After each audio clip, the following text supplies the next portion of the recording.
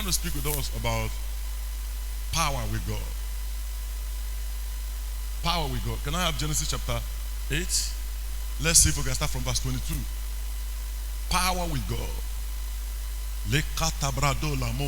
And he rose up that night and took his 2 wives and their 2 servants and 11 sons and passed over to the ford Jabbok. You can see where they get that word, ford.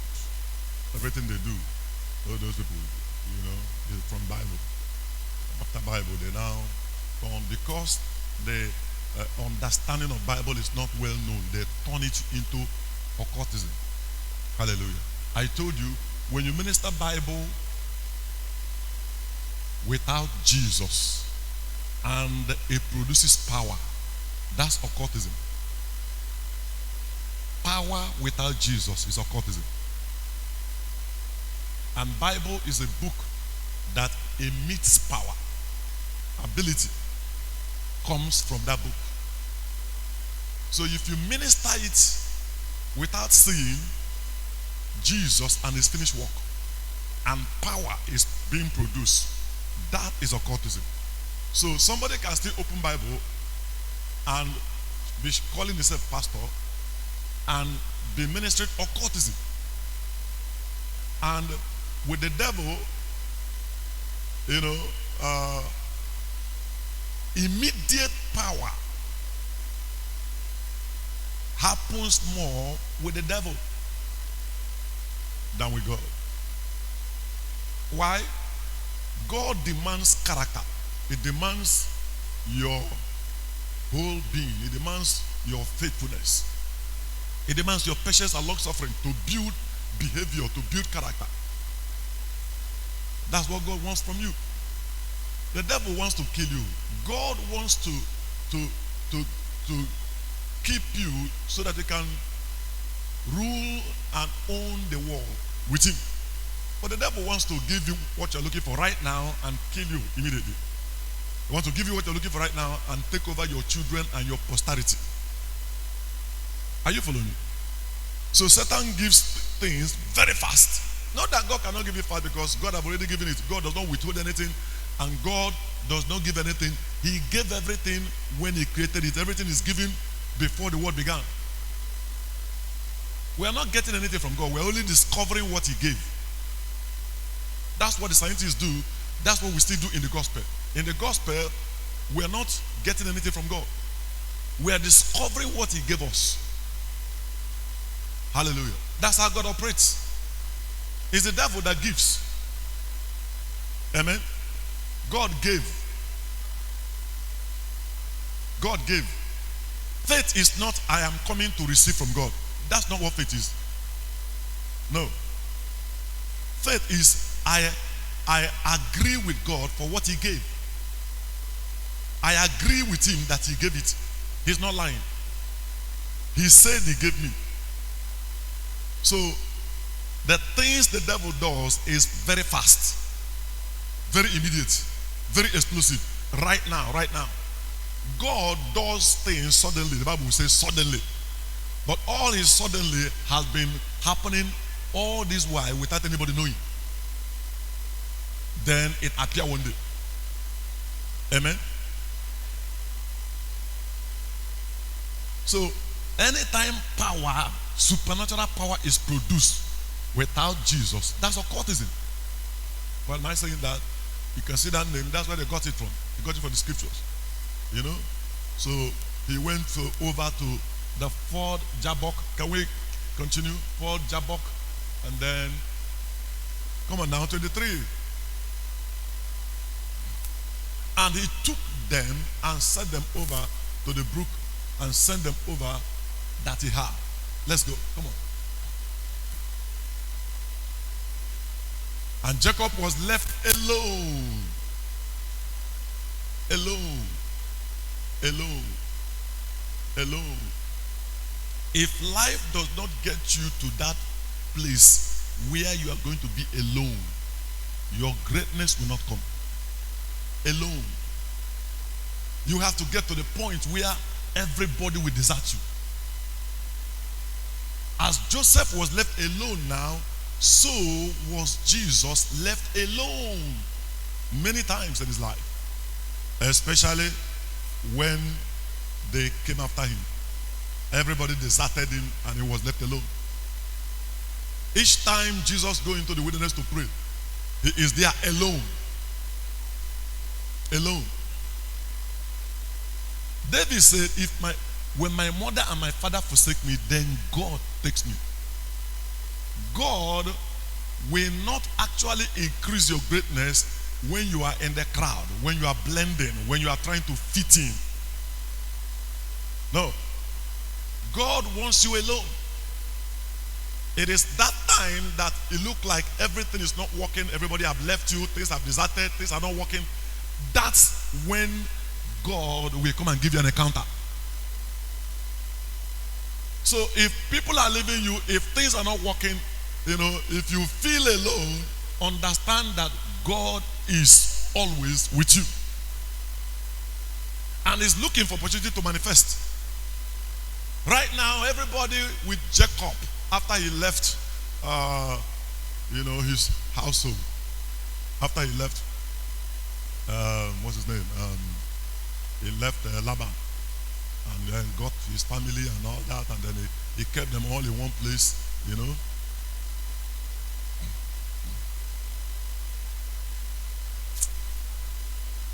And then he was left alone. Only him, nobody with him. If you read the scripture before, it said, he got his family and he kept them all up there and all that, and then he was left alone. He was left alone. And Jacob was left alone. And there restored a man with him until the breaking of the day. That was not a man, that was God. Praise the Lord. The Bible says we do not wrestle with flesh. We wrestle with principalities and powers. When are we doing this wrestling? When we are praying with God, that is called wrestling with principalities and powers. That's when we are seeking dominion. We are seeking power with God. Are you hearing what I'm saying? There he wrestled. He was not wrestling with the devils. It's like saying the Saint Paul said, we wrestle with principality and power. But what's going on right now is that while he was praying with God, he was trying to take over from God something that he has already allotted to principalities and powers. The destiny that these demon angels have in their hand, the lands, the families, the children, the possessions that should have belonged to them, which these devils have in their hand. And Jacob wrestled. He wrestled. He was left alone. It's only when you are alone that you can wrestle. Alone, 1. 2, wrestling. Then 3, power, change of name. Amen. The next verse. It says, the next verse. And when he saw that he prevailed not against him, that's the man, he touched the hollow of his thigh. Wrestled with a man. That man was standing as the man Jesus. He touched the hollow of his thigh. Why is he touching the hollow of his thigh? He broke his waist. Why is he breaking his waist? He wants Jacob to lean on him all the days of his life. If you are going to rule with God, you are going to have infirmity. Your weakness becomes his power. You can't be powerful ruling with God. You can't be all-knowing ruling with God. It's when you don't know anything, then his knowledge comes. Is somebody follow what I'm saying? It's where you are weak, that's where he is strong. If you are all strong, God have no place to come and play in your life. There is nothing for him to come and do. So when you are poor, God becomes your wealth. When you are having eternal death, God becomes your eternal life. When you are a sinner, God becomes your righteousness. Jesus said, I didn't come for righteous. I came for sinners. You see that?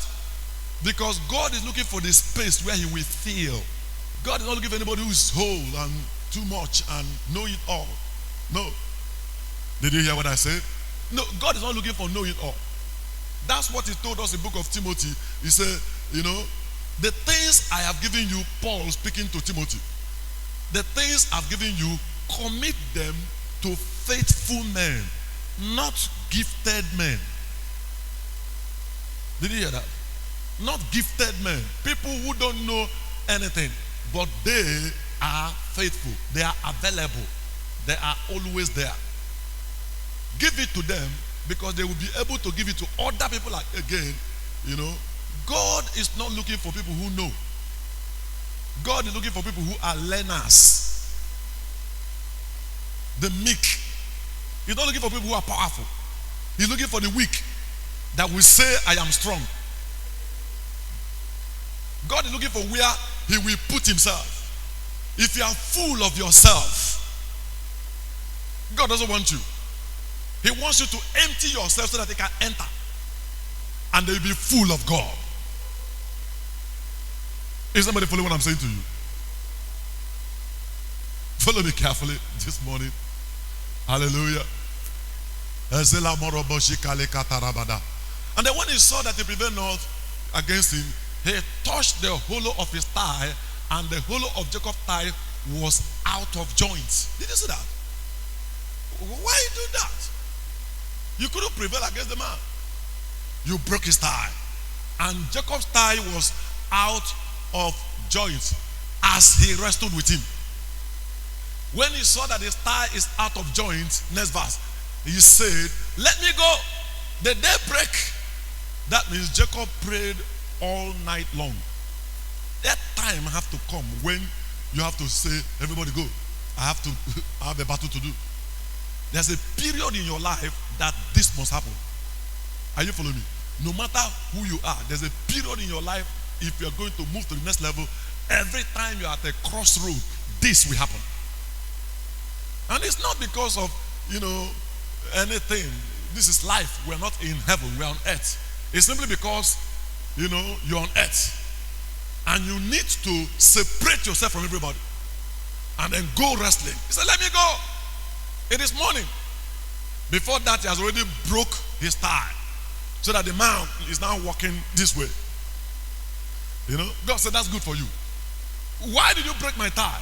I don't want somebody who walks straight. I want somebody who I can help to stand. My power is made available in your weakness. You see yourself, brethren, how, our calling is not for the many mighty, for the many noble. No. He uses the foolish things of this world to confound the wise. Are you hearing what I'm saying to you? We have this treasure in the earthen vessel, so that the excellency of the power might be of the Lord, not of us. Is somebody following what I'm saying to you this morning? He said, let me go, for the day breaketh. And then he said, I will not let you go. You must bless me. You must bless me. What does bless means? You must empower me for dominion. You must enable me to rule. You must give me some of your power. You must give me some of your power. That's what happens when you are left alone. You may come out looking worse, but people will know that you now have more power. Because you went in their hole, but now he has broken your ties. He has disjointed you. And people say, all the prayers are not working. The more he prays, the more nothing happens. Because he went in their hole, now he came out disjointed. But they didn't know that disjointed, some other person is now with him. It's no more one person, it's now two. There is an invisible force, invisible power that is by his side. Now that is disjointed, his life has begun. I'm trying to reach somebody this morning. Very soon you will begin to hear, the person I'm talking to will begin to hear it from his stomach. All the veins will stand up, all the arteries will stand up, all your cells will begin to jump up. Because I am sent for a destiny child, lifting. I'm sent to shift people. I'm sent to relocate people. I'm sent to make people play global impact. I'm sent to make people discover who they are in God. And I'm trying to reach you, whoever you are this morning. When the time is set, you will rise by the power of God. As God's words came to Ezekiel, and Ezekiel was speaking and stood to his feet, it shall be so with you. His glory will be seen all over you. Everything you touch will have a signature of divinity. In the name of Jesus Christ. In the name of Jesus Christ. Come on, next verse. And he said unto him, what is thy name? Hallelujah. God is about to change somebody's destiny. What is, once I got born again, one of the first mysteries I understood is the mystery of name. I run away from any name that will back me down. If it doesn't have a meaning, I'm not interested. I taught it so much, I played it so much. You answer a meaningless name, you will have a meaningless destiny. Name actually does not really mean what we think, like whatever they call you. Name means destiny. Yeah. When they give you a name, they have given you a gift, and they have allocated to you a portion. Nobody can be greater than the name it answers. Your name is a flower, a perfume that follows you. Most people's behaviors are tied to their names. Are you hearing what I'm saying to you? Especially when they know. Once a person knows what his name is, and a rings bell on his head. If you call somebody wisdom, once he messes up, it will hit him. I shouldn't be doing this. I am wisdom. Are you hearing what I'm saying? This man has been winning by tricking people all his life. And because of what he was doing, his parents called him what he was doing. By that time, they didn't know the power of name. Whenever they see you, they'll call you. If they see that you're white, they call you white. If they see you're black, they call you black. And all he was doing all his life was tricked. Hallelujah. He was not supposed to be the first. There were two in the womb. He wasn't supposed to be the first. But when he was coming out, he held his brother by the leg. He didn't allow him to come out because he wanted to come out before him. The children were born with Jacob holding Esau on the leg. And all through his life, he was scheming. He was scheming. He knew that there was something in the blessing. He was scheming. He was scheming. He got so close, he refused to walk. He was not a hard worker. Got so close to his mother, who is always supplying food. So he's always eating large portions in the house. He doesn't work hard, but he eats well. And when his father saw this thing that this young man was coming out, he called him supplanter, trickster, 419. That's the name his father gave him. 419. His father fell in love with Esau. Because Esau understood how to work hard. This guy is a trickster. This guy does not believe in hard work. He believes in climbing to the top using a cheap way.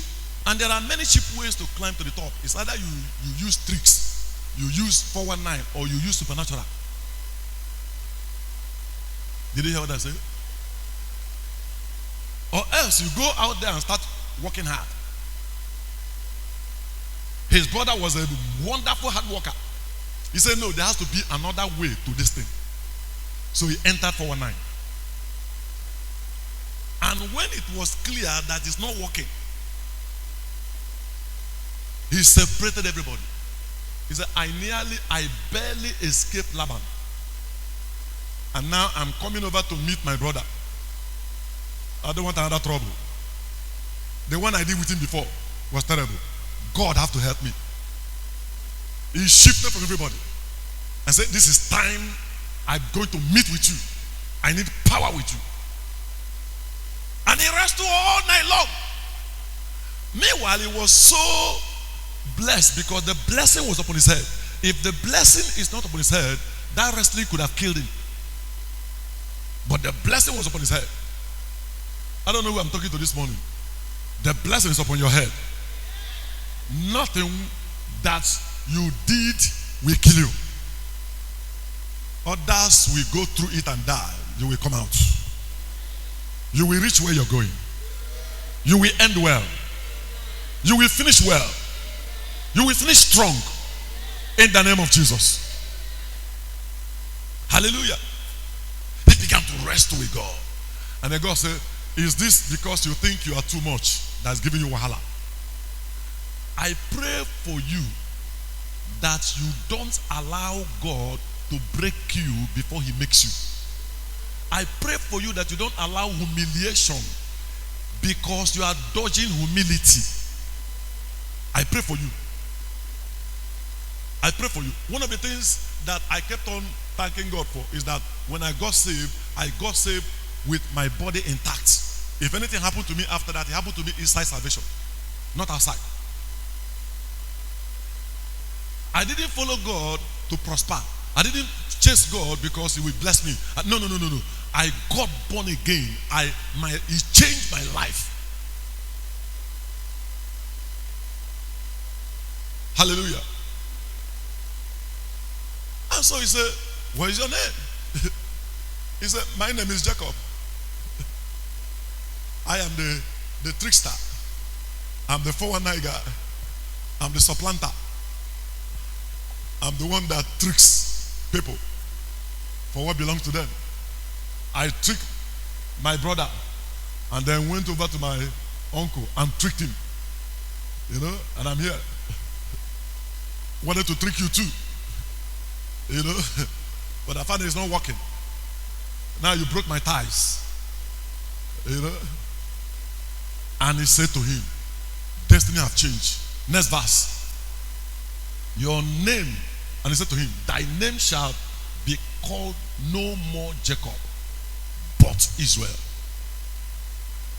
He changed his name. Israel means prince of God. One that has power with God. Person that wrestles with God and prevail. Or let's say it this way. Israel means a person that gets what he wants from God through prayer.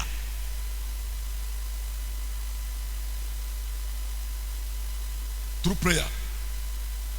A wrestler. A wrestler. Others work hard. Israel goes to the person that owns everything. One that has power with God. One that rules with God. One that gets what he wants by wrestling. Change wrestling into prayer. Your name shall no longer be Jacob, but Israel. Why? He said, for as a prince, that's what Israel is, a ruler. A ruler. A ruler. Now you are a ruler. For as a prince with God, you are ruling with God. You are now a ruler. You are ruling with God. For as a prince with God and with men, you have prevailed. May God give you understanding of prevailing prayer.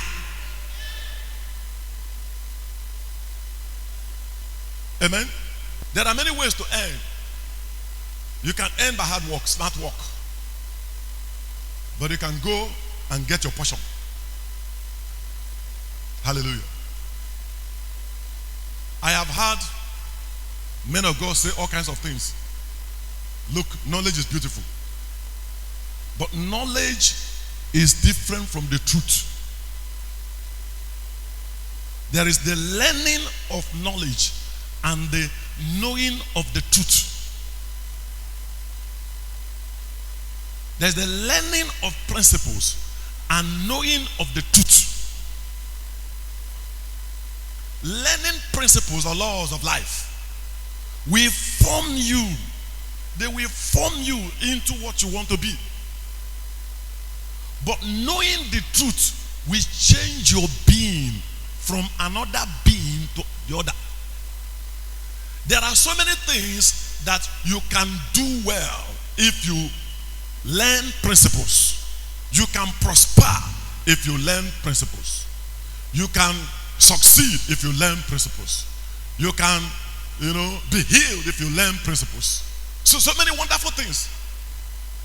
But all the principles of life is talking about one man. That man, his name is called the truth. When you meet him, the things that principle, because the thing about principle is that you are learning it so that you can comply. You can obey. You can work with it. But there are things that principles cannot allow you to get. Because if you don't obey them, you will be in trouble. Are you hearing what I'm saying to you? You either obey the commandments, the principles, or you disobey them, they destroy you. You disobey them, they destroy you. You either obey gravity. If you disobey it, it will destroy you. Except you understand a higher law. Let me say higher law. The truth. The truth. That's why, I said, people should stop making absolute statements. People should stop making absolute statements when you come to God. People are not afraid. They say God cannot repent. They don't know who he is. God repented many times in the Old Testament. In fact, Moses told him, you better repent of this evil. Somebody said that's not God. Who told you that? Who told you that's not God? He said that's an angel. The angel was representing God. God had a covenant with Israel, not angel. God had a covenant with Abraham, not angel. That angel, whoever it is representing God. He is there as God's representation. When the president of Nigeria sent the minister for works to come and declare a road, in Enugu, who opened it? The president. Is somebody follow what I'm saying? He said, God cannot repent. He repents. And the people that say this does not understand that God is a judge. God is what? A judge. Every judge will change his mind when he meets a very good lawyer. I should say it again. Every judge will change his mind when he meets a very good lawyer. The judge sits there in his court, waiting for a lawyer to walk into his court and then tell him why he should change his mind over a decision that is already there. The constitution is very, very clear. So a lawyer walks into the court and says, Your Honor, the constitution said this thing, that whoever kills must die. The lawyer said, that's what the constitution said. Another person said, Your Honor, I beg for objection. The constitution says that whoever kills in temporal insanity shall not die. And it is my job to prove this morning that this person had a temporal insanity when he killed. It's not murder. So the court now sit down and start trying to find out whether, first of all, is the person under temporal insanity?